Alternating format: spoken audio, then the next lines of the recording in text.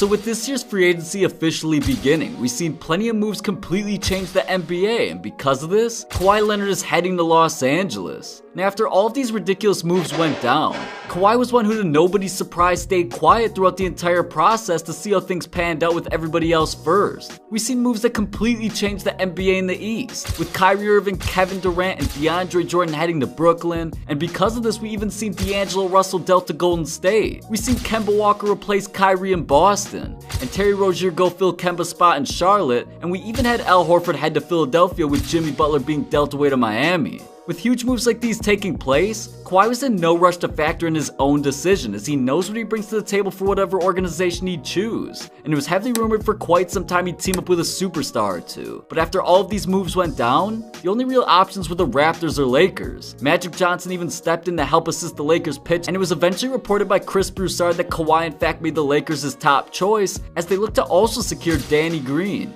Andre Iguodala, Seth Curry, and more. In LA, even the fans had already begun celebrating, putting up billboards and murals of Kawhi heading to the Lakers as well. But with him continuing to prove himself over the years despite him being heavily criticized for sitting out in San Antonio because of injury, then eventually demanding a trade, he came into this past season on a mission to prove everybody wrong, and earn what was coming his way during this year's free agency with the Lakers. But over the last year, Kawhi did everything he needed to do for a franchise that took such a chance on him. With it being his first year in Toronto, he did what no Raptor player had done before him when he carried the team to the NBA Finals for the first time in the franchise's history, and of course secured them their first championship, even ending the Warriors' run of the last couple of years. But Kawhi switched conferences and instantly dominating, having the best season of his career, averaging over 26 points, 7 rebounds, and 3 assists per game, which even led the Raptors to having one of the best records in the entire league. But when it came to the playoffs, he proved his worth as one of the best players in the entire league and dominated each team he went up against. It wasn't an easy road for Kawhi, as he had to go up against a stacked Philly team with Ben Simmons,